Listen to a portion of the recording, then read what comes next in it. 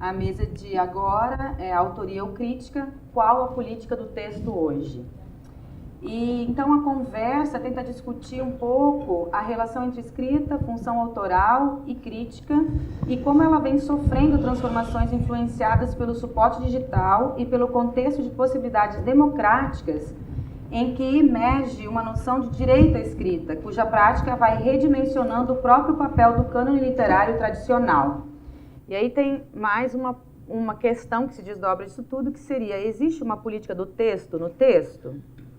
Nós lembramos que quem quiser fazer perguntas, é só levantar a mão, que uma recepcionista irá entregar um papel para vocês poderem escrever as questões que a gente recebe e lê aqui. Então, vou começar apresentando o Ítalo. Ítalo Morricone é poeta, crítico e curador literário, é professor associado do Instituto de Letras da Universidade do Estado do Rio de Janeiro e atua principalmente nos seguintes temas: literatura contemporânea, circuitos do literário, sociologia da literatura, poesia brasileira, vida literária e intelectual e biografia. Entre 2008 e 2015, exerceu a direção da editora da UERJ, no cargo de editor executivo, onde criou e ainda coordena a coleção Ciranda da Poesia, com 25 volumes já publicados pela EduERJ. É autor de antologias, de um perfil crítico biográfico de Ana Cristina César, recentemente reeditado, e organizou o primeiro volume de cartas de Caio Fernando Abreu, também sendo reeditado agora, além do livro Como e Por que Ler a Poesia Brasileira no Século XX. A Paloma Vidal, que é escritora, professora de teoria literária na Universidade Federal de São Paulo, publicou, entre outros, os livros de contos A Duas Mãos e Mais ao Sul, os romances Algum Lugar e Mar Azul e as peças Três Peças. Sua publicação mais recente são os livros Durante e Dois, com textos do blog Lugares Onde Eu Não Estou. É editora da revista Grumo e da coleção Entre Críticas, de ensaios de crítica contemporânea na editora Rocco. Dirige desde 2015 o ciclo de palestras performáticas em obras, já realizado em São Paulo, Paris e Rio de Janeiro. E Ricardo Lísias, que é escritor, autor de, entre outros livros, Divórcio e A Vista Particular, pela editora Alfaguara, e Inquérito Policial, pela editora Lote 42.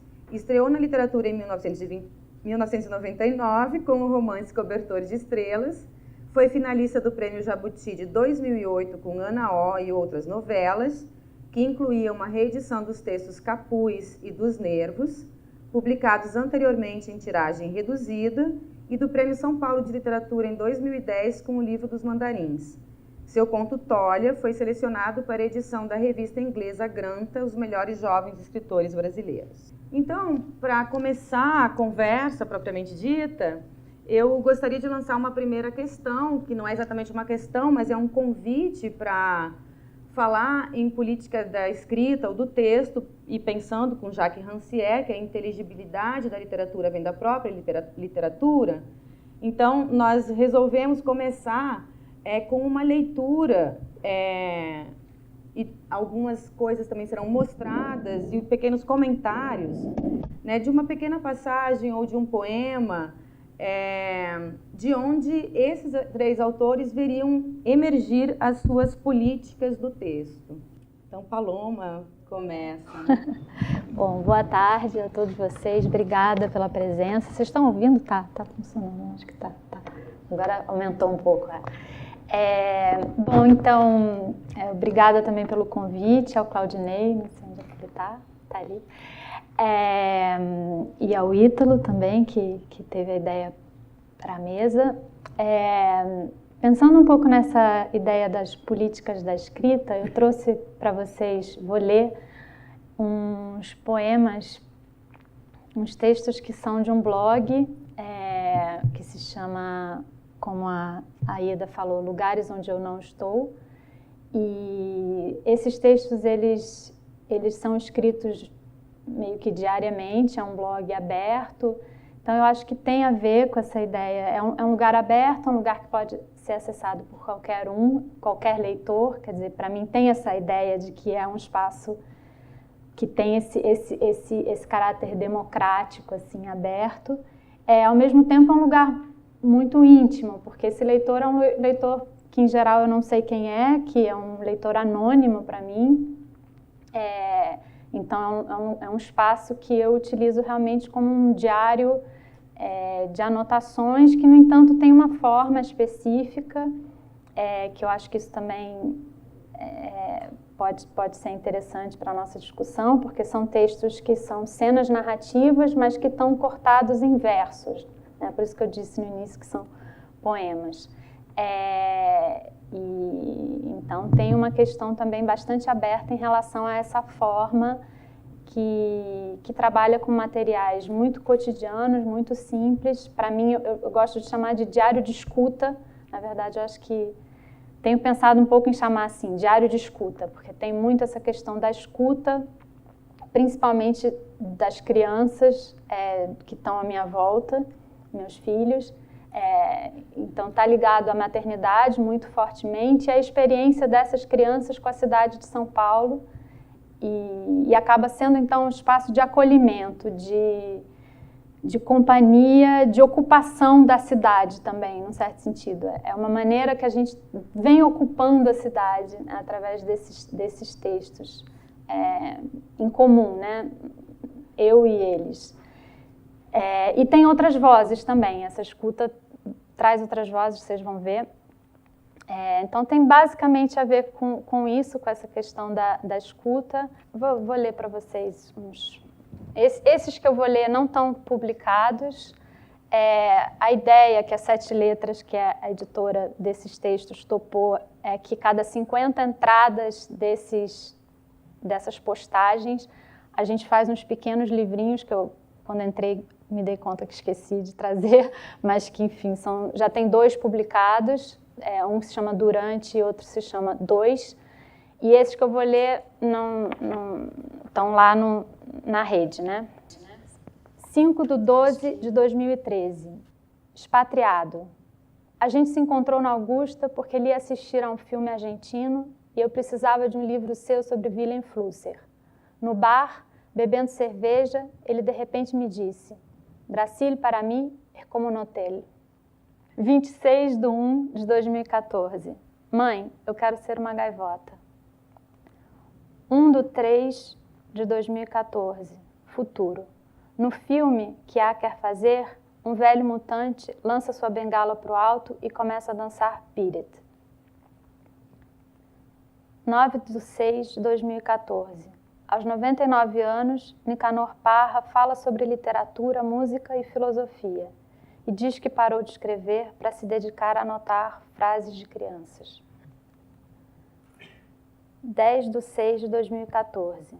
Está tocando o cravo bem temperado. Viu que lindo, Tonho? F gosta de piano, A gosta de rock. F pede a capa do CD. A pergunta se o Glenn Wood já morreu. Claro que não, Tonho. Ele está bem aqui, na foto. 6/7/2014. Para cá, perdão. Um poema chama Para cá.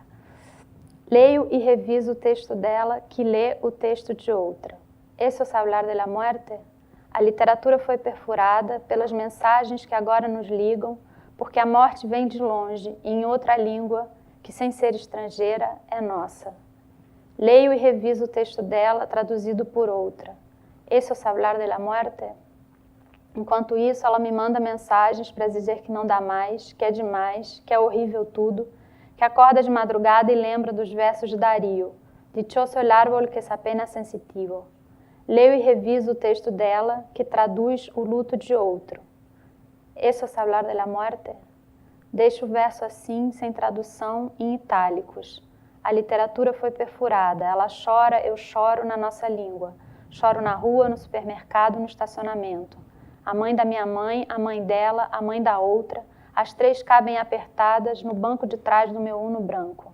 como fiz algum dia com minhas bonecas, levo as 3 para passear, pelo retrovisor vejo que se divertem quando o carro se põe em movimento.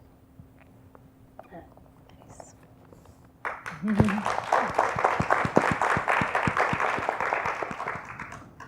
Boa noite, eu também gostaria de agradecer ao convite.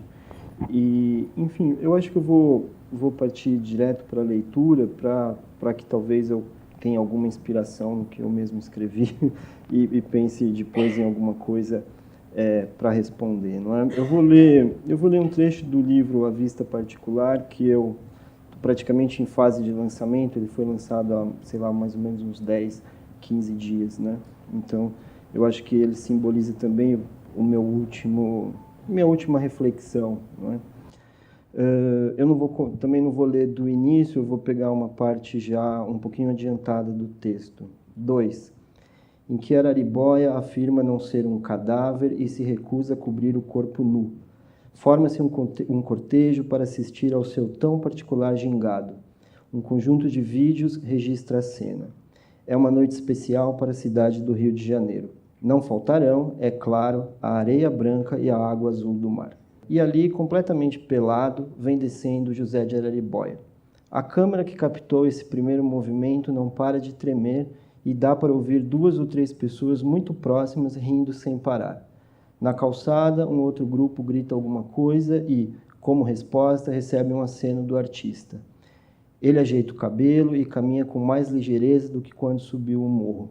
Não é bem isso o que a gente percebe ao voltar um pouco o vídeo. Muito à vontade, ele está gingando na rampa de acesso ao pavãozinho.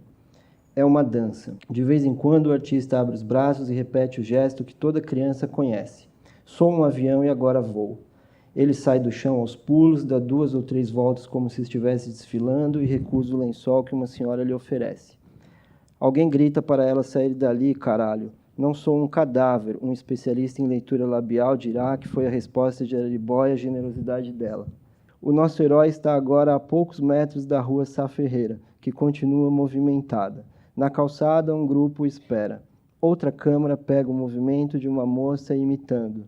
Alguém grita para ela tirar a roupa também e recebe, com um sorriso para a câmera, um gesto obsceno e grandiloquente. Araribóia parece não notar nada disso. Não há qualquer conotação sexual nos movimentos do nosso artista. Ele não faz gestos insinuantes e muito menos procura ressaltar certas partes do corpo. Se alguns dos vídeos se focam mais na região abaixo de suas costas, por exemplo, isso acontece porque o autor da filmagem fez questão de manter sua atenção ali. É uma pena, pois os braços dele gingam de uma forma admirável, sem falar no rodopio dos cabelos. Assim que chegou à rua, Araribóia fez alguns movimentos circulares, esticando um pouco mais as pernas. Não dá para dizer que ele continue distraído. Pela risada que a gente ouve aos 52 segundos do vídeo que o Biribó subiu, está animadíssimo. Isso de tecnologia é importante para nós agora, o traficante repete na manhã seguinte ao ver o número de acessos. Araribóia ginga, cobre os dentes pretos com a mão direita e avança. Um grupo menor vai perto dele, tentando repetir os movimentos. Às vezes, depois de um jogo de braço torto, grita um sonoro "ô". E o artista vira, sem perder tempo, com os seguidores ineptos. Atrás desse grupo menor, outro mais numeroso caminha gritando, empunhando celulares, dando pulos ou apenas urrando. Todo mundo dança. Alguns já tuitam a notícia. Na esquina da Francisco Sá com a Nossa Senhora de Copacabana, o grupo é bem numeroso.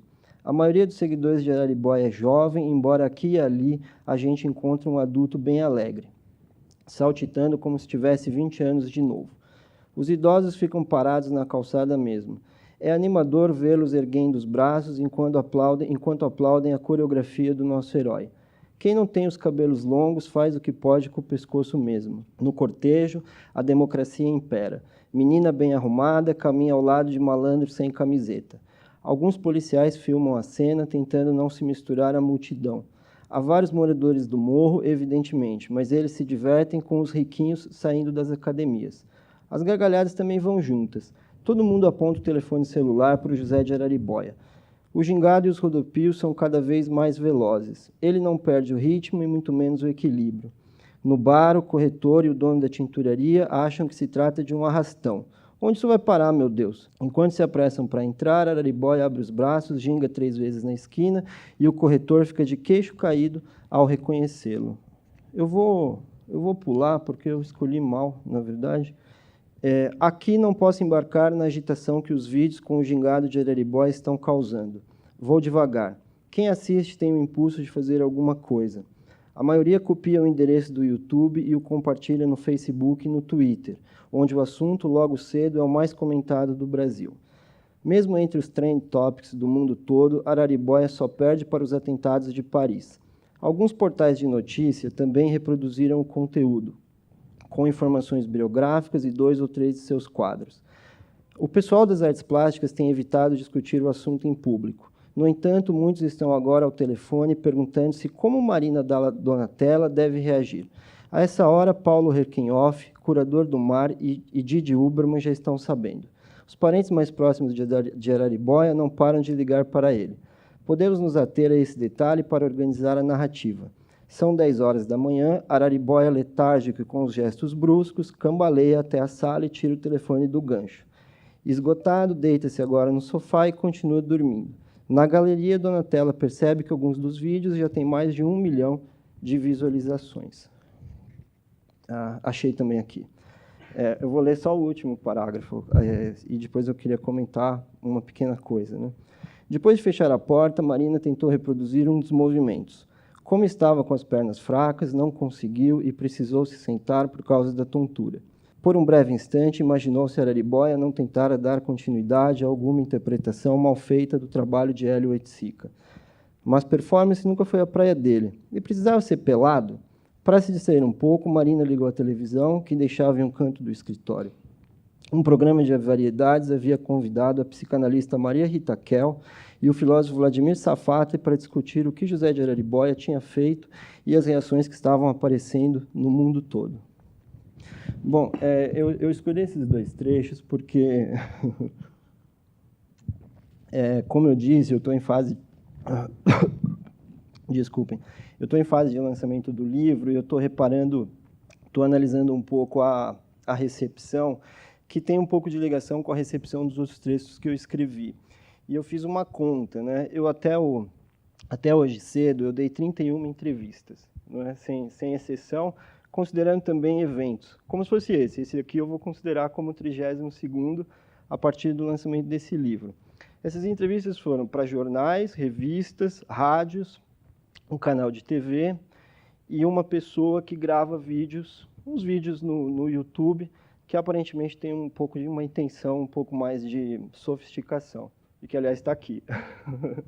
E, assim, dessas 31 pessoas, só 3 foram justamente essa moça que está aqui, uma repórter de TV e uma jornalista que está escrevendo uma matéria para um suplemento do Nordeste, e essa jornalista faz doutorado na obra do Vila Matos. Com exceção dessas 3 pessoas, ou seja, 27 pessoas, de veículos diferentes, formações diferentes, pessoas completamente distintas, fizeram inúmeras perguntas também diferentes, mas uma pergunta teve 27 vezes. Não é? Uma pergunta absolutamente igual, foram feitas por pessoas muito diferentes. A pergunta é formulada de maneiras também um pouco distintas, mas é uma pergunta recorrente, que é a seguinte: por que eu uso personagens que existem? E eu, evidentemente, como, sei lá, enfim, Jorge Didi Huberman, Vladimir Safate, eu dei 27 respostas diferentes, não é, a essa pergunta, até porque eu não me considerava preparado para nenhuma dessas 27. Né? E, evidentemente, eu não lembro as 27 perguntas que eu dei. Mas eu lembro um diálogo com um repórter, que é um repórter de bom nível, é um repórter bem preparado, que eu falei alguma coisa como... Eu acho que eu disse o seguinte: olha, não tem cabimento você trocar o nome. Por exemplo, tem um momento que o Merval Pereira dá alguma declaração, né, no livro, e ele perguntou: olha, mas por que você não troca o nome? Por que parece que você está querendo perturbar e tal, né, causar estranhamento, enfim.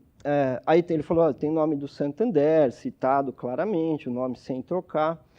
E aí ele perguntou isso, eu falei que eu não entendia por que eu devesse, na verdade, mudar o nome, não é? Porque se para mim tudo aquilo se aquela realidade era tão reconhecível, né, por que eu deveria, então, mudar?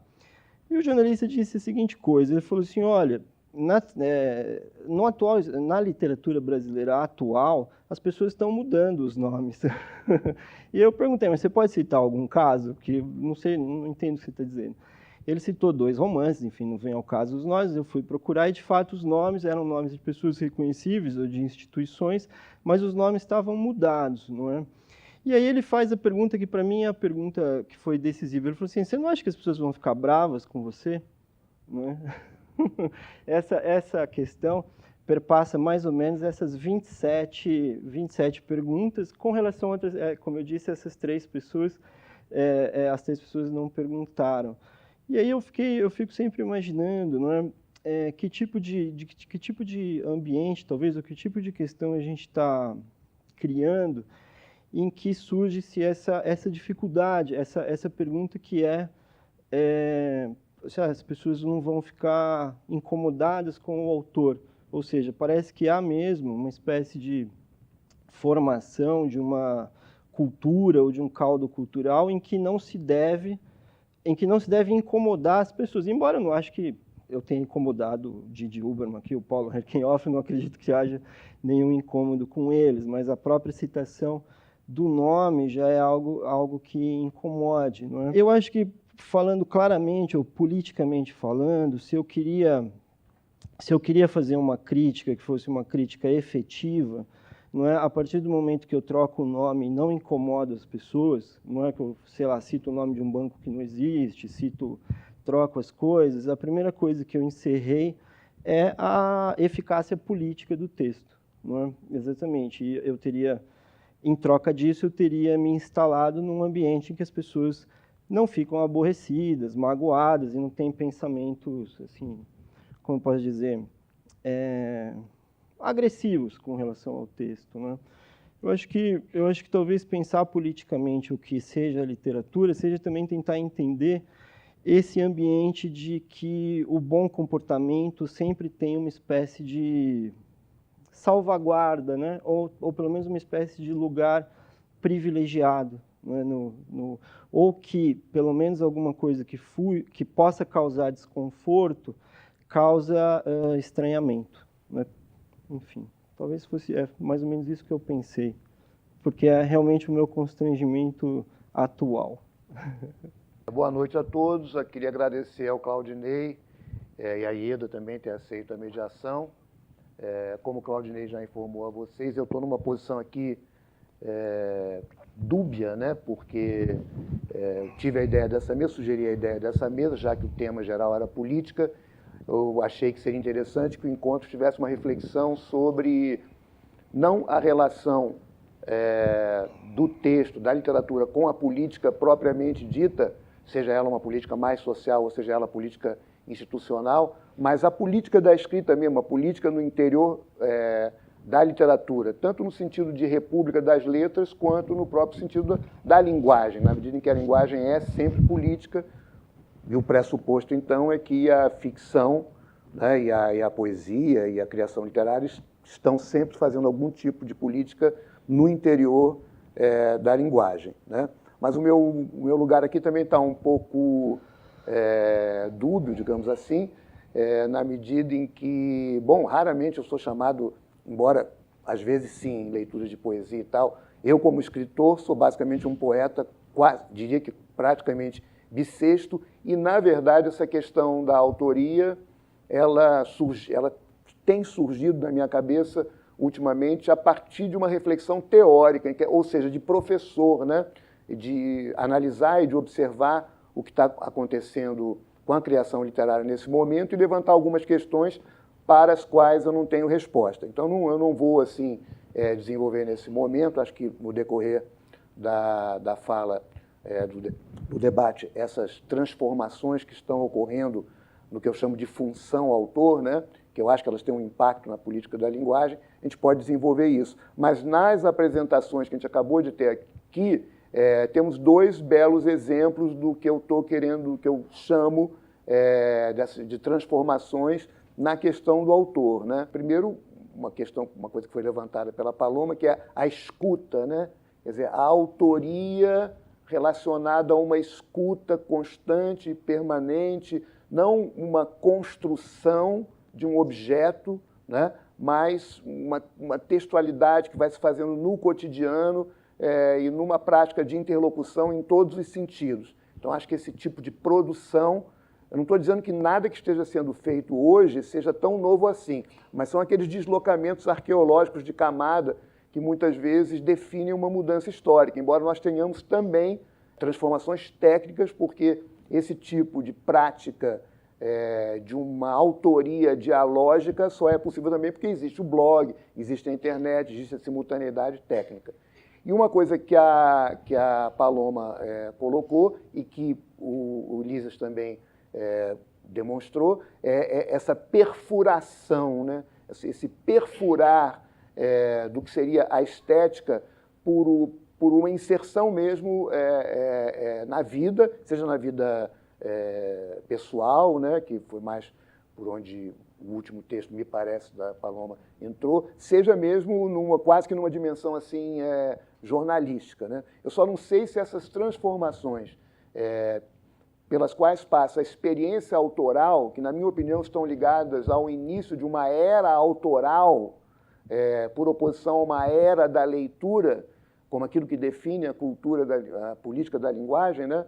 Eu só não sei se elas afetam o circuitão do best-seller do mercado. Eu tenho a impressão que no circuitão do mercado, das expectativas majoritárias da sociedade, o autor continua sendo exatamente aquilo que sempre foi, não tem diferença nenhuma. E que nos circuitos alternativos, portanto, de alguma maneira fora de um modo de produção e circulação convencional, que já tem 200, 300 anos, é que se apresentam possibilidades transformativas interessantes para o texto e para a autoria, mas que não se traduziram, digamos assim, numa revolução real, digamos, de uma literatura, digamos, do circuitão. Então, esses são temas que eu acho interessantes da gente discutir. Bom, entre a miríade de questões que estão relacionadas com esses problemas, uma delas eu acho que é contemplada pelo poema que eu vou ler aqui, então vou parar de falar e vou ler o poema. Antiquíssimo, saiu no livro de 1996, que é uma relíquia, porque na capa dele tem uma foto das torres, né, que não existem mais, né? Ele é uma relíquia em todos os sentidos. O poema se chama O Mito. Não sei se posso te dar um nome. Não sei se você jamais teve um nome calado em mim, embora tivesse um rosto e principalmente um corpo, e a voz, ninando a noite cruel. Sem o mito, será impossível o poema. Reduzir a simples figura abstrata que testemunhasse e reunisse num desenho mudo. E agora a pele efervesce. Agora sem praça, esquema agreste, o mesmo princípio universal de eletrificação. Chuva de figuras a sangrar saudades do futuro arcaico. E a forma da forma, o deserto. É isso. Bom, acho que o Ítalo colocou bastante bem, digamos, por onde a gente está pensando um pouco essa mesa, por essa questão da autoria. E nós tivemos 3 falas absolutamente diferentes sobre como pensa o texto como política, apesar de a Paloma não ter falado a sua política do texto, mas ter mostrado, e de repente você podia agora, nessa segunda questão, desenvolver isso um pouco, pensando então nesses 2 vértices, digamos, dessa política do texto em que se evidencia, por um lado, uma democratização, digamos, do acesso à escrita, essa coisa que o Ítalo falou, de sair de uma era de ser leitores, em que alguém é leitor apenas, mas que, de repente, todo leitor é um escritor em potencial, ou esse lugar que a escrita toma para todos, ou qualquer um pode ser escritor, todos podemos escrever e cada um buscando uma nova entrada, talvez, nesse mundo da escrita. Então, por um lado, essa democratização, esses lugares de escrita e esses novos escritores que aparecem na internet, no blog, no YouTube, enfim, essa democratização enquanto todos participando da escrita. E, por outro lado, uma redefinição mesmo de conceito de escrita como uma literatura expandida, ou seja, aquela literatura que sai daquela convenção do que é literatura, essa reconfiguração de um conceito de escrita que me parece que aparece com essas novas subjetividades que entram no mundo da escrita.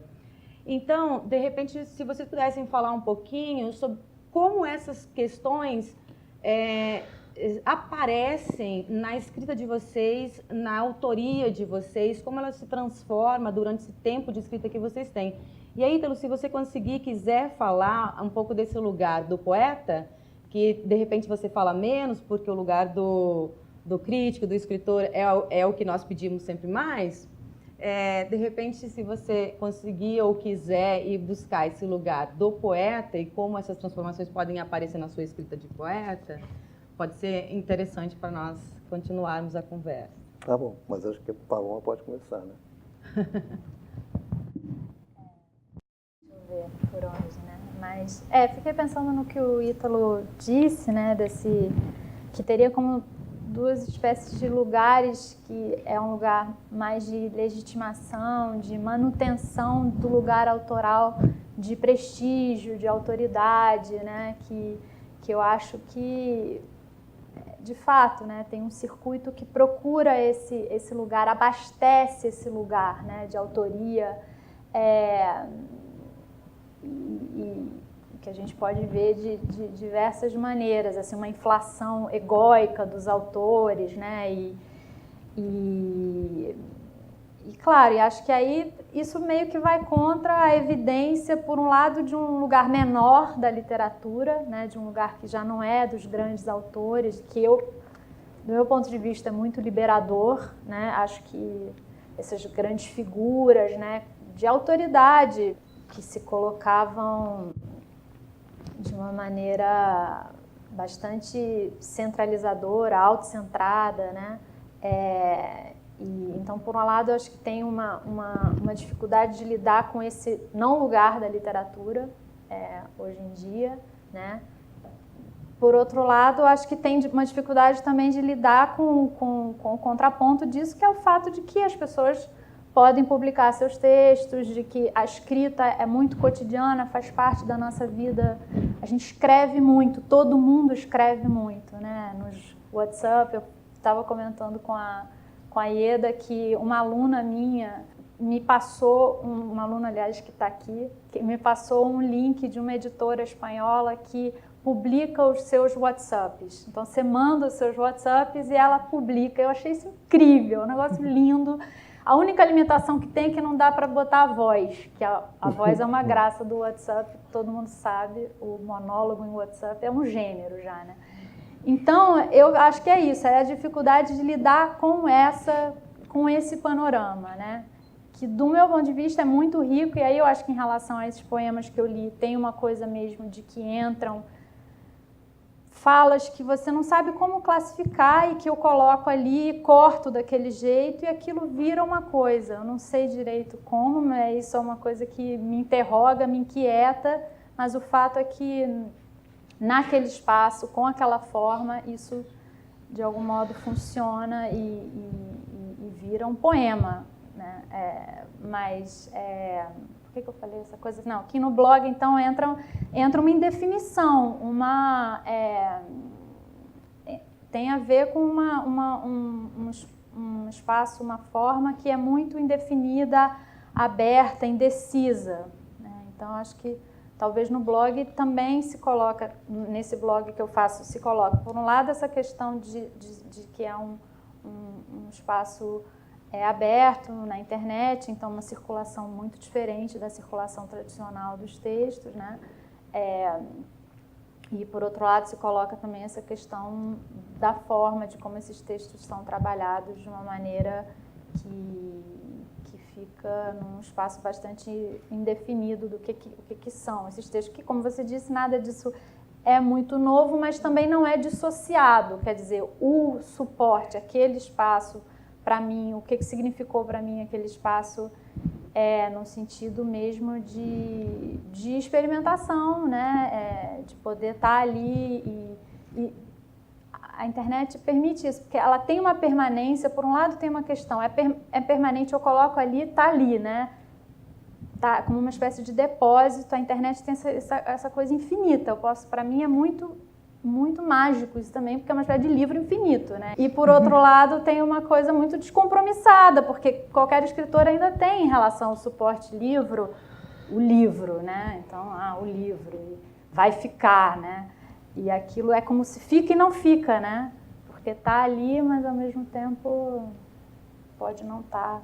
Enfim, não sei. Paloma, como é diferente escrever isso que você está escrevendo agora, num blog, que depois vira livro, pensando no cotidiano, trazendo a coisa da conversa com os filhos, com essa idade, e do primeiro livro, por exemplo, ou do romance, do Algum Lugar.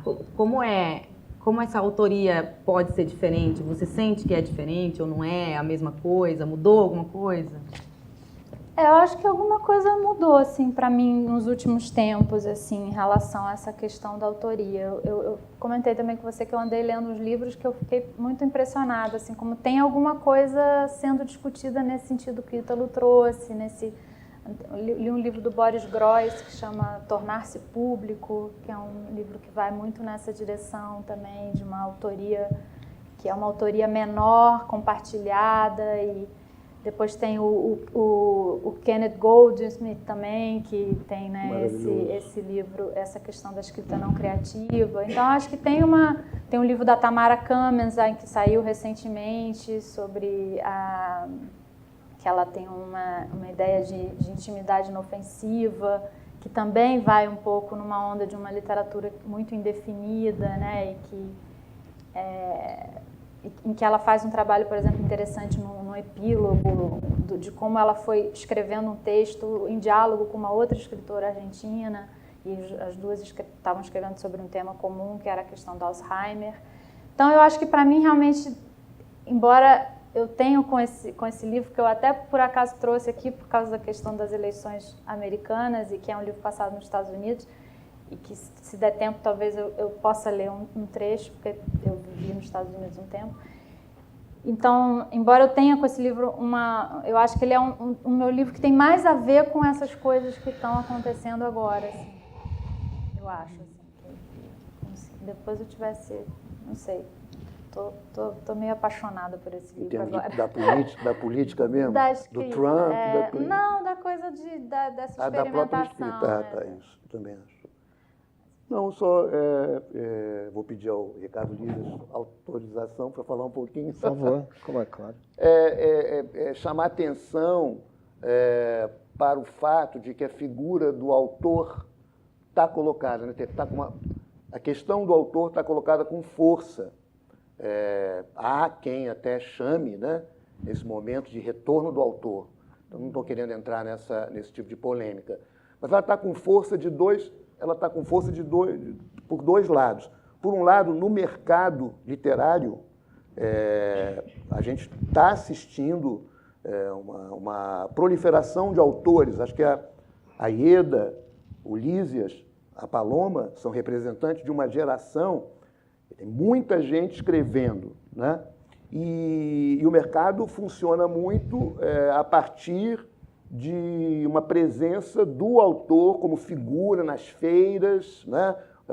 A figura autoral, num certo sentido, é aquilo que sustenta um pouco o discurso, que permite a circulação e as vendagens. Então, por outro lado, também a gente observa que são muitos autores com os seus seguidores, não é? Quer dizer, o leitor, na forma clássica, a gente já não sabe mais que leitor universal é esse. Acho que qualquer autor sabe que tem leitores, mas é como se cada autor criasse seu próprio nicho.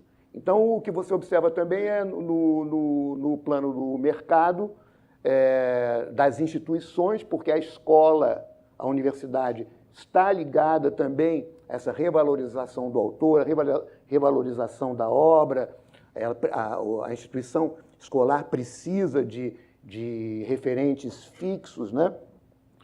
Mas o que você observa é que tem uma inflação de autores e uma grande pergunta onde estão os leitores, porque as vendagens de ficção não estão aumentando tanto assim, né? No entanto, você tem uma ficção muito pujante, né? Então, você tem uma recuperação da figura do autor do ponto de vista dessa circulação mais ampla. E, por outro lado, tem um fenômeno, que esse é o fenômeno que realmente que me chama muito a atenção, que a gente poderia chamar do direito à escrita, não é?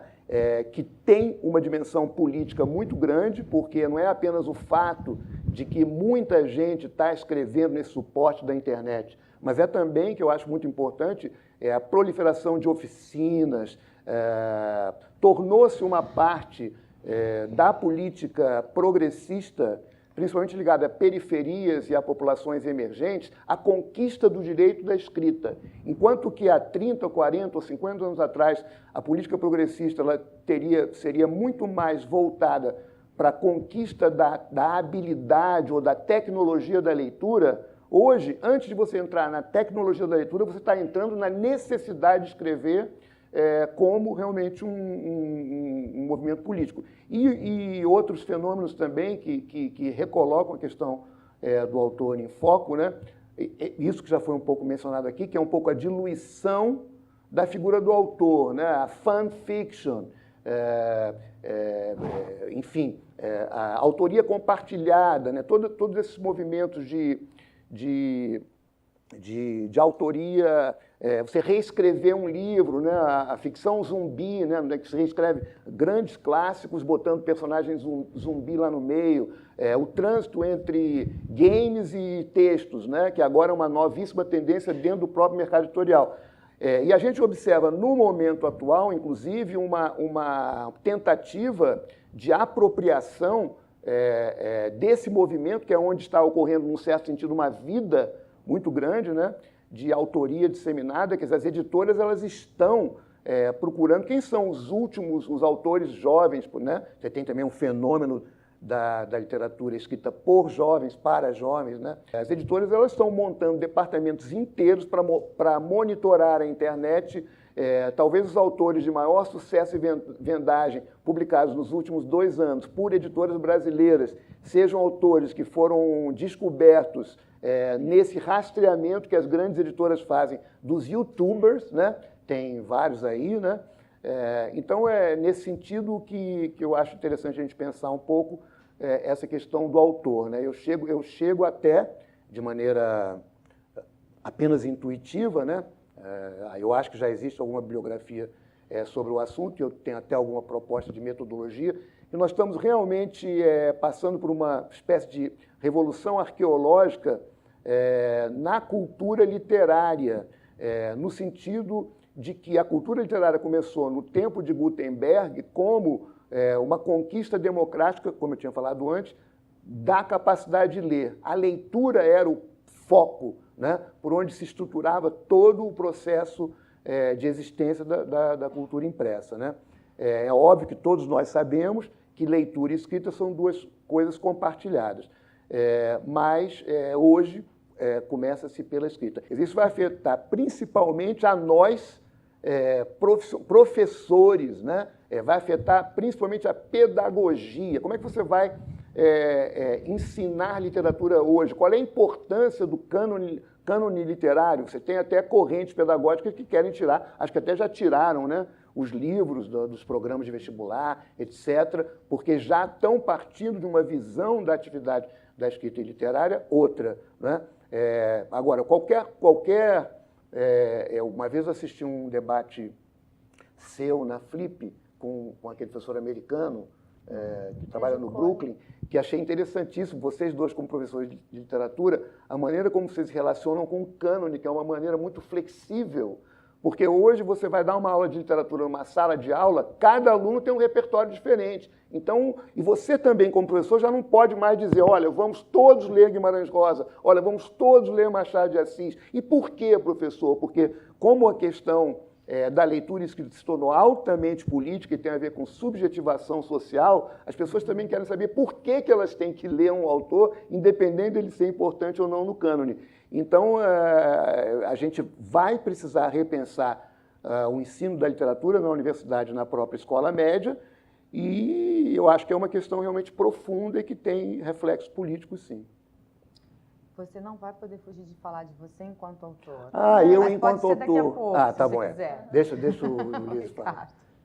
Não, eu acho que eu concordo com isso, só que, mas eu vejo isso com muito ânimo, assim, eu acho, inclusive, que nesse momento há novas possibilidades de intervenção política que vem surgindo do meio literário, ou até do meio artístico, em geral, não é? Ou seja, enfim, aqui em São Paulo, como em todo lugar do Brasil, tem problemas, a polícia tem sérios problemas, e, enfim, teve uma peça de teatro enfim, protagonizou problemas com a polícia. Eu fiquei 4 horas na Polícia Federal depondo e o assunto era exclusivamente literário, não é? Ou seja, é uma coisa...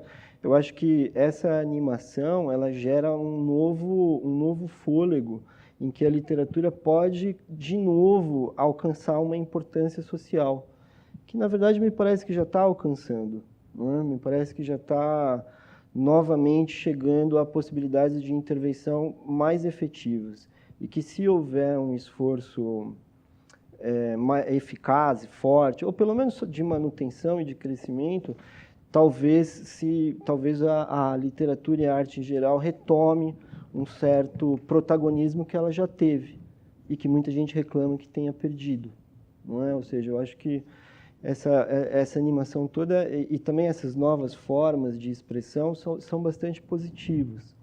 Tá certo. Eu, como autor, é o que eu digo, né? Eu, como autor, me coloco totalmente dentro da tradição, digamos assim, no sentido de que não tem uma prática, essas novas práticas. Na verdade, eu, como autor, eu sou uma pessoa que escrevo ensaios, geralmente acadêmicos, mas cada vez mais eu tenho noção que a minha escrita ensaística não é propriamente... São intervenções que eu faço, né? Então, tenho uma certa dificuldade, né? A Paloma sabe disso, de juntar tudo e publicar os meus ensaios dos últimos 10 ou 20 anos. Eu acho tudo que eu escrevo muito, quase que jornalístico.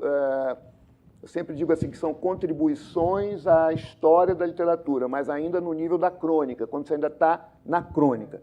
Então, eu acho que eu tenho uma relação com a escrita ensaística, com artigos sobre literatura, que é política nesse sentido da política da área mesmo, né?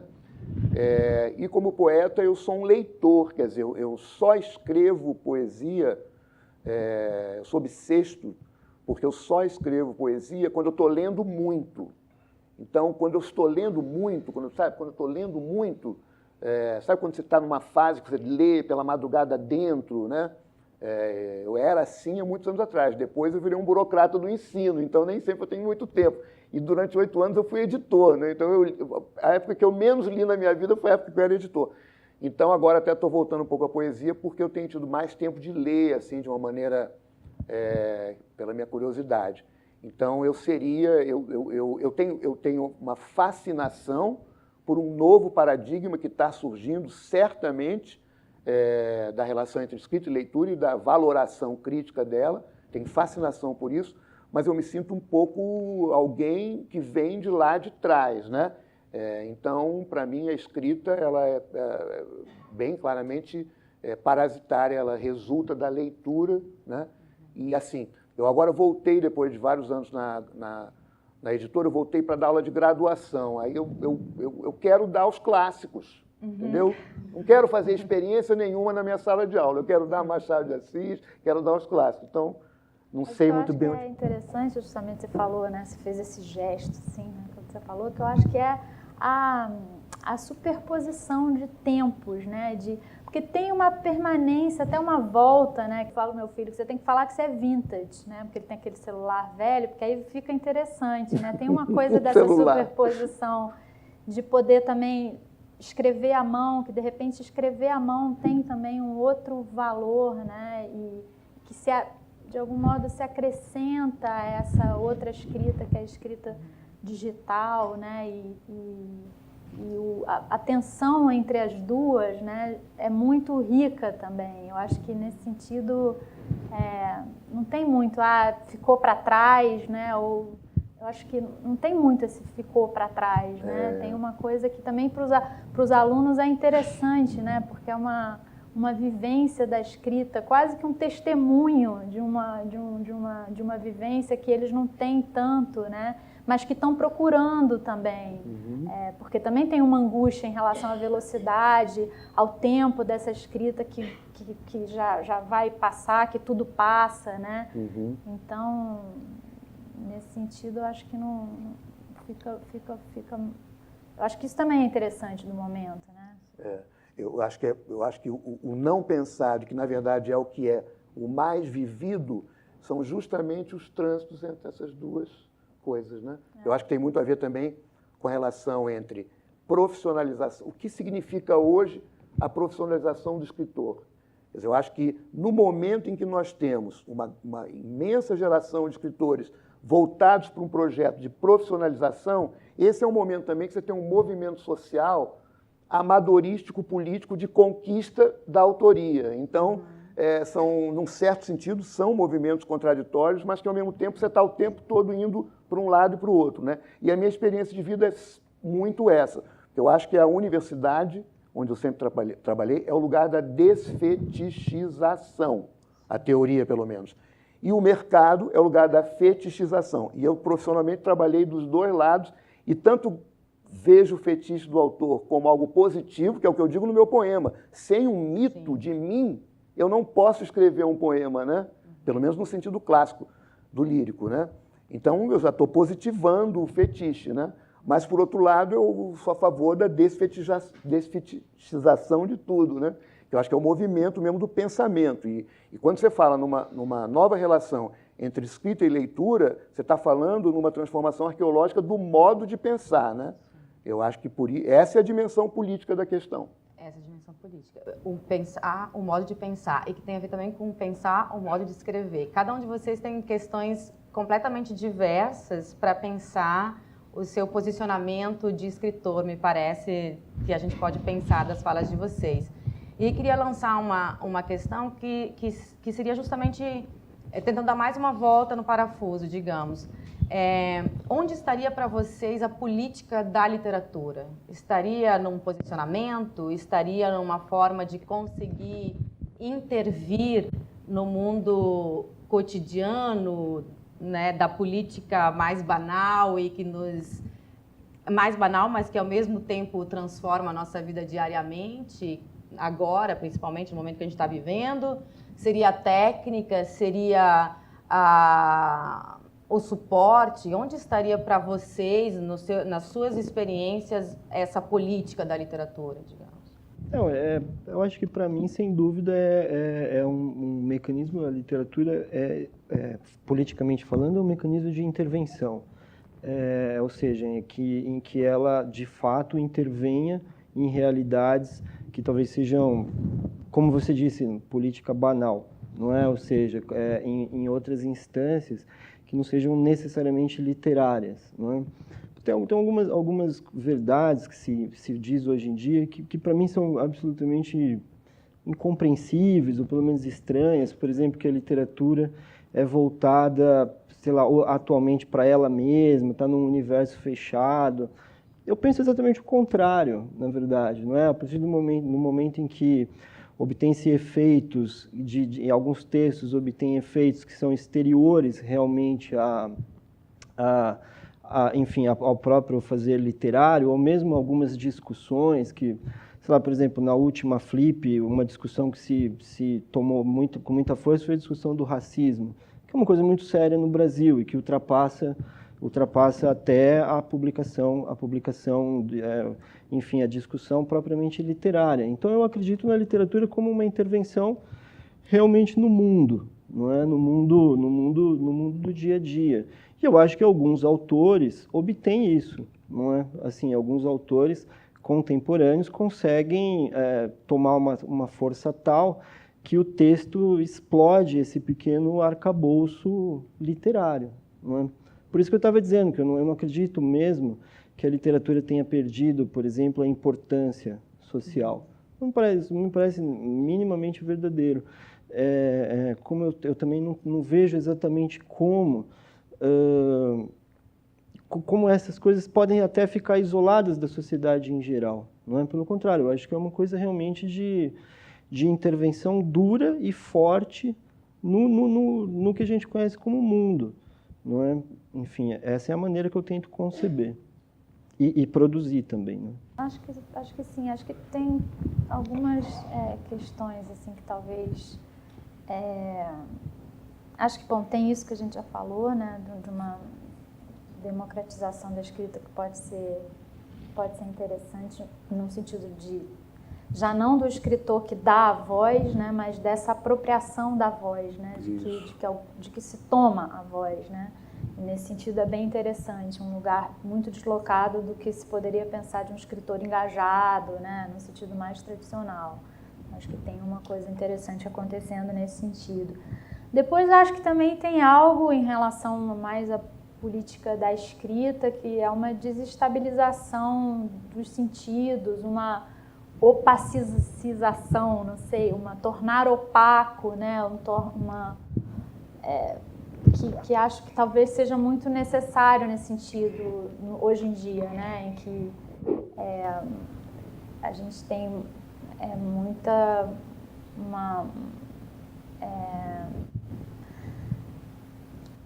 tudo muito radicalizado, muita necessidade de tomar partido, mas muita dificuldade de tomar partido. Então, acho que a literatura tem uma função aí num lugar que é talvez mais opaco, menos centralizado, menos autocentrado, né? Porque esses discursos muito que tomam partido dessa maneira são, em geral, muito autocentrados, né? Com muita dificuldade de ver o outro, né? Que eu acho que isso tem a ver com as eleições dos Estados Unidos, que, enfim, é um negócio que, para mim, está muito presente, que é o próprio resultado das eleições é uma dificuldade de ver o outro, né? De ver o que está acontecendo, né? Porque todo mundo achava que ia numa direção e vai numa outra direção. Então, acho que a literatura talvez tenha alguma coisa a fazer nesse terreno, assim, né? Mas não sei ao certo, assim, é difícil. Do meu ponto de vista, acho que é difícil falar, né, em grandes questões, assim, como a literatura trabalha com essas grandes questões, né? De que algo se perde no caminho, né, em relação ao literário. E ao mesmo tempo, claro, tem uma demanda disso, né? Eu trabalho com os meus alunos em sala de aula com essas grandes questões do engajamento e o Sartre, e, enfim, tudo isso que foi pensado, e isso gera muito entusiasmo, né? Mas ao mesmo tempo, não sei, acho que não é um terreno que acaba sendo tão produtivo para a literatura, mas eu estou falando isso e não tenho muita certeza, na verdade. Eu acho que tem algo em relação ao que a literatura pode fazer, que talvez realmente esteja mais nesse terreno, como eu já falei, dessa escuta, né, e de poder ter essa escuta do outro. E, enfim, por enquanto... É muito múltipla e complexa a relação entre escrita e política. Eu acho que tem essa relação aí, Sartre, engajamento, né? Onde, obviamente, enfim, você tem uma obra num livro com posições em relação que figura posições em relação aos embates políticos imediatos. Então, eu diria que estamos no interior da tradição, porque... e tem outras coisas, né? Eu acho que a literatura, ou a ficção, a escrita, né? A produção escrita, é até complicado essas palavras mesmo definem universos diferenciados, né? Literatura, escrita, né? Ficção. Então, eu gosto... Não é que eu goste mais, porque se você tem uma obra engajada muito boa, perfeito. né? Se você tem uma obra engajada que fica no mesmo plano, digamos assim, dos embates do cotidiano, não é que ela seja necessariamente ruim, mas ela não, talvez, não sei também, não atenda aquele pré-requisito, né, de que vá ficar, que fica, né? Porque a grande questão de construir um cânone literário é o que fica, né? E a gente observa que esse valor de permanência não entusiasma muitas pessoas. O engajamento pode entusiasma todo mundo. Estamos vivendo uma época hiperpolitizada no mundo e no Brasil, né? Mas eu, pessoalmente, tenho um apego, e essas questões me atraem, porque eu acho que tem uma intervenção mais antropológica do uso da linguagem, do uso ficcional, e é isso que me atrai. Eu acho que tem uma coisa interessante aí, que eu estava tentando falar na hora, mas eu não estava lembrando, que é a coisa do real, né?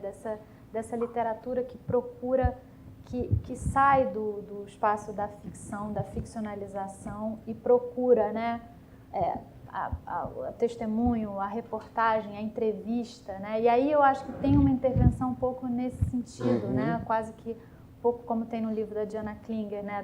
Desse diálogo da literatura com a antropologia, né? Eu acho que por aí tem evidentemente um espaço que a literatura vem explorando e que é um espaço que, ao mesmo tempo que eu acho que o terreno da literatura é um terreno, como eu disse, né? De trabalhar com certa opacidade, eu acho que tem um movimento em direção que é de alguns anos, né, desse real, de tocar esse real, que num mundo que tem uma demanda de real muito grande, mas que ao mesmo tempo a gente tem falado em pós-verdade, né, essa coisa de um simulacro generalizado que ninguém sabe. Então tem algo que a literatura vai buscar e que pode ser interessante. Uma diferença sentido, política, porque nesse mundo que demanda tanto realidade, que tem tanta realidade, a gente vive no império do ilusionismo, né?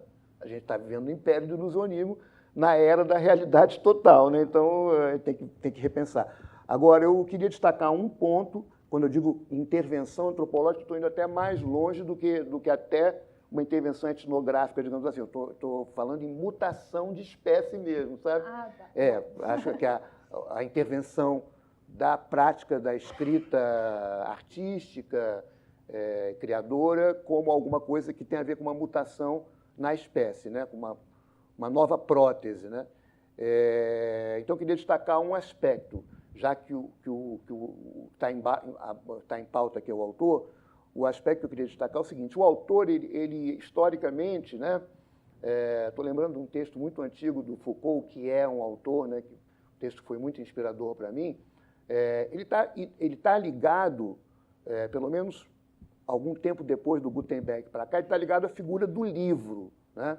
E uma das coisas mais fascinantes que eu acho dessa mudança antropológica que está ocorrendo é o fora do livro, né? Então, na internet, ou a diluição do livro num produto que pode ser visual e que depois vai se transformar em escrito, e é o fim do começo e do fim. Quer dizer, eu acho que uma questão central na moldagem do pensamento é a ideia de que as coisas têm um começo e um fim. Mas de onde vem essa ideia de que as coisas têm um começo e um fim, né? Acho que, na minha opinião intuitiva, deve existir uma bibliografia imensa sobre isso, não conheço, até gostaria de ter indicações, mas intuitivamente eu diria que a ideia de que as coisas têm um começo e um fim, ela é muito mais o resultado do suporte livro do que uma ideia pré-existente à existência do livro. Então, o que me parece, sobretudo, revolucionário nessas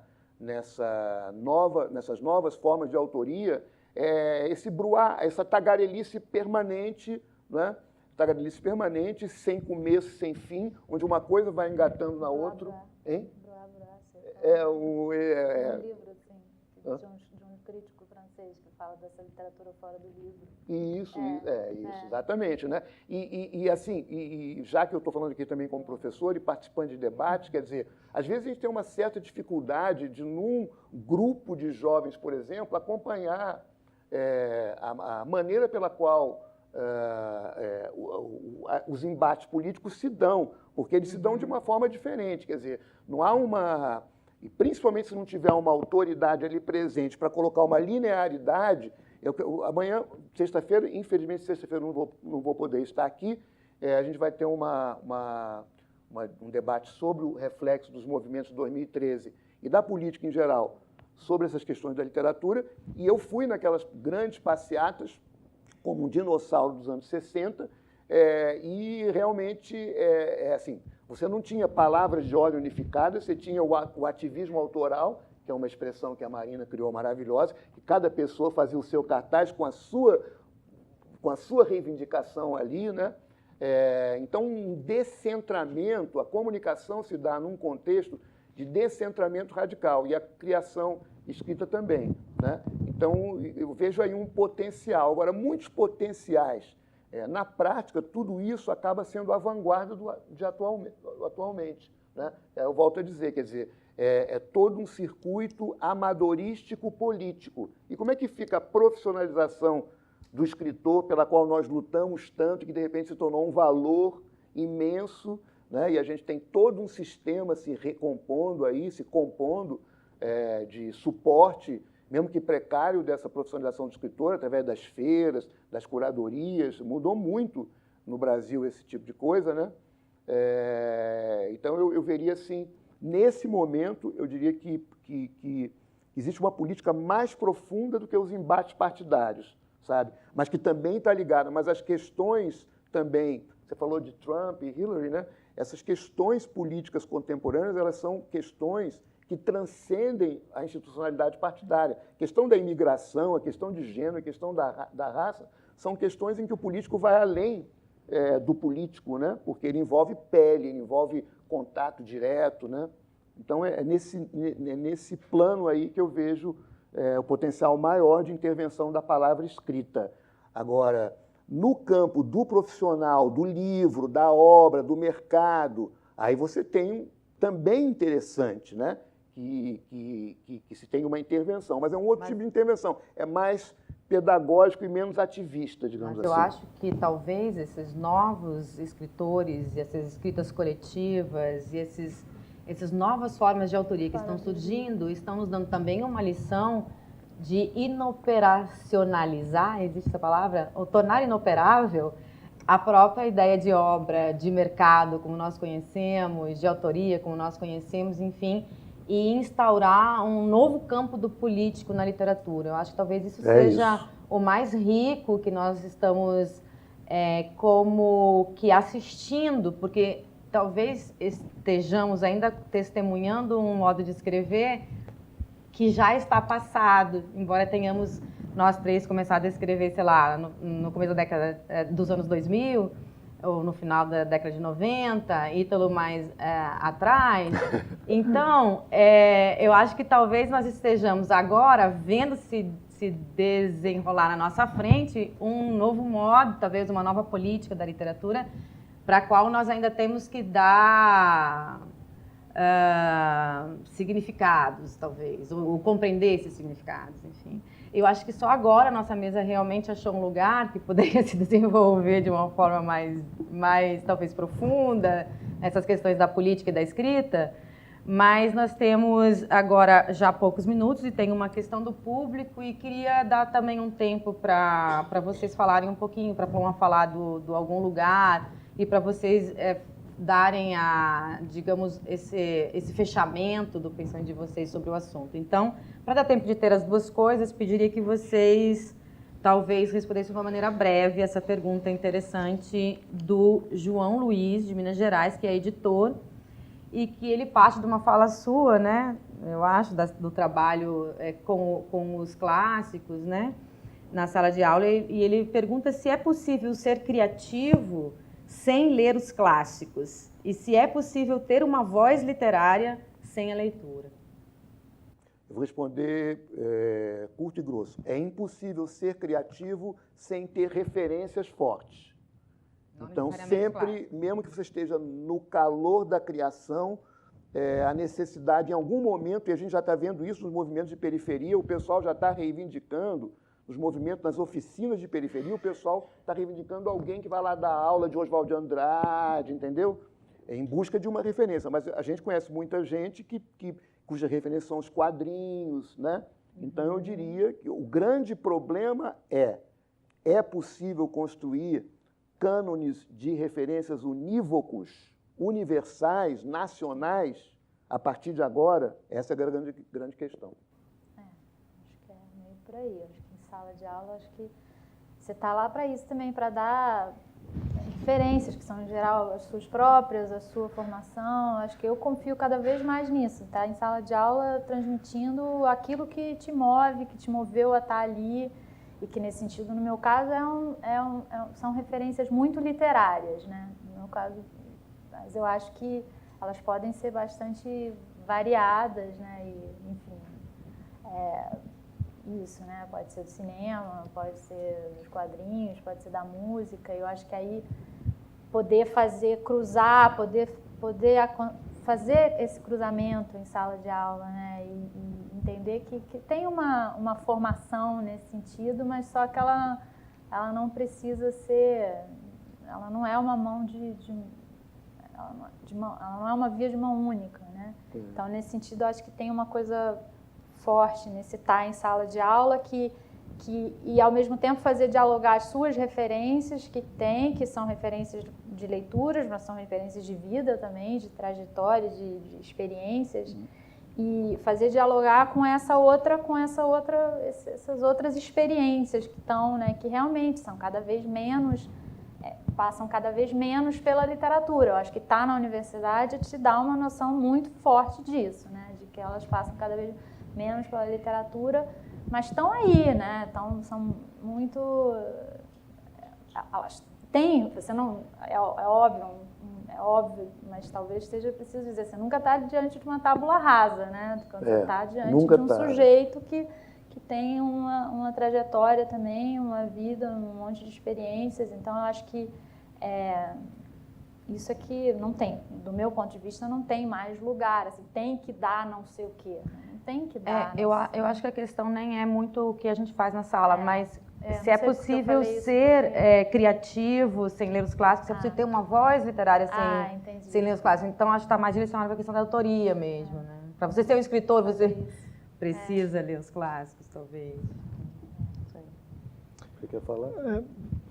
Eu acho que, enfim, para ir também, então, concluindo, eu acho sempre muito difícil isso de a gente, sei lá, tentar falar em nome do outro ou definir o que é literatura, definir até o que é até um clássico. Então, eu acho já que essas coisas já não tem mais muito efeito, não é muita eficácia, ou mesmo tentar, sei lá, o que um texto pode ser bom e esse texto é ruim, todas essas coisas eu acho já nesse momento muito difíceis de serem facilmente definidas, né? Então, aquilo que o Ítalo estava falando, né? A gente escreveu um texto com o objetivo do texto ficar, entende? Mas assim, isso é uma construção em busca de uma eficácia, mas a construção em busca de uma eficácia de intervenção imediata que não vai ficar também é uma construção, que pode ser uma construção tão sofisticada e tão forte,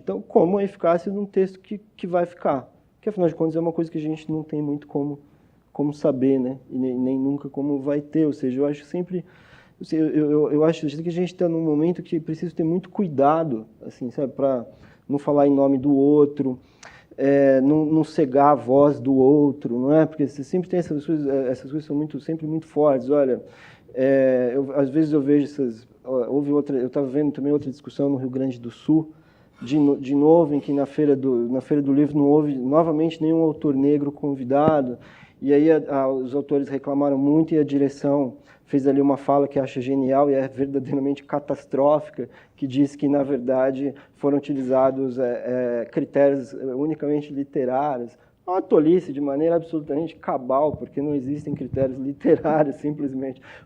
A literatura adota os critérios que bem entender na cabeça da pessoa que vai manipular os critérios, ou seja, é meramente racismo. Não é que as pessoas não querem muito bem falar com essa palavra. Ou seja, eu acho que a gente está realmente num momento em que eu acho sempre muito difícil você tentar falar em nome do outro, entender o outro, dizer que o outro não faz literatura, que o outro, sei lá, que a literatura é a busca... Tem gente que fala, a literatura é a busca do belo, a literatura é a busca do eterno, quer dizer, tem todos os... Eu não acredito sequer que se dê, nesse momento, até para definir.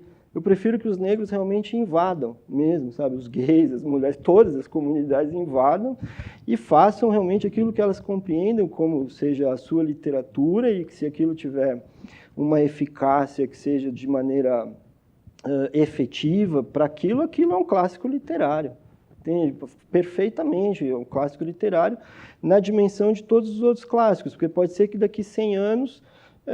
como aconteceu com Shakespeare, na verdade, pode ser que daqui a 100 anos as pessoas digam que esses autores que a gente acha que é o cânone são autores péssimos. Já aconteceu, né? Serão esquecidos, ou seja, quer dizer, eu acho que a gente vive realmente esse momento em que as coisas já naufragaram. E eu acho também, em último lugar, que o discurso literário ele não dá conta do Donald Trump, entendeu? Já perdeu, quem ganhou foi ele. Assim, às vezes, ele que...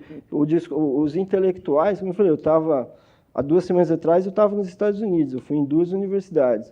Uma delas de ponta, assim, realmente com uma biblioteca de 10 milhões de exemplares.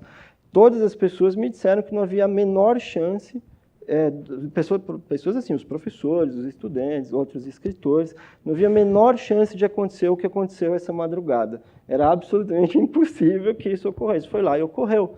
Quer dizer, então como é que você vai falar, como é que a gente vai enfrentar todas essas questões falando, sei lá, em clássico, em cânone? Eu acho que já era, assim, já acabou totalmente, já está demolido. E assim, a gente tem que encontrar uma maneira de reagir a uma situação que talvez não seja nem mais catastrófica, já tenha também ultrapassado esse limite, não é? Essas coisas todas, eu falei, por exemplo, hoje cedo com um grande amigo meu que está numa dessas universidades e ele, a fala dele foi essa: pô, nossos 10 milhões de exemplares não servem para nada. Sabe assim? Então, quer dizer, acho que a gente está num momento muito difícil de dar uma definição, de dizer, olha, isso é literatura, isso não é, isso é um clássico, isso não é. Acho que realmente as coisas já estão todas muito além disso. Só fazer um complementozinho que você falou sobre a questão do negro que está colocada, né? Parece tão óbvio juntar num livro, antologia ou no encontro, jovens escritores. Por que é mais... Não é porque jovens escritores é melhor do que negros escritores ou mulheres escritoras. A resposta é muito São clara. recortes, ou velhos escritores. A resposta essa é muito clara, porque os ambientes formadores e os lugares de poder são racistas. Não existe nenhuma outra resposta. Essa é a resposta verdadeira. E outra coisa também, esses ambientes de formação do cânone literário, no Brasil, por exemplo, eles não resistem. Quer dizer, agora está mudando, de fato, agora isso está mudando, mas até há bem pouco tempo atrás eles não resistiam às mazelas da sociedade brasileira. Então, a sociedade brasileira é machista e racista. As pessoas, jurados de prêmio, organizadores de evento, sei lá, pessoas que decidem qual livro vai ser publicado e qual livro não vai ser, também eram machistas e racistas. Não adianta esconder isso, porque isso já foi invadido, isso já foi tomado. E ainda bem que isso talvez esteja acabando, não é? Eu acho. Ou pelo menos está melhor, né? Ou pelo menos as pessoas estão falando. Pelo menos está mudando. Talvez pelo menos isso, né? Você quer falar mais alguma coisa? Não.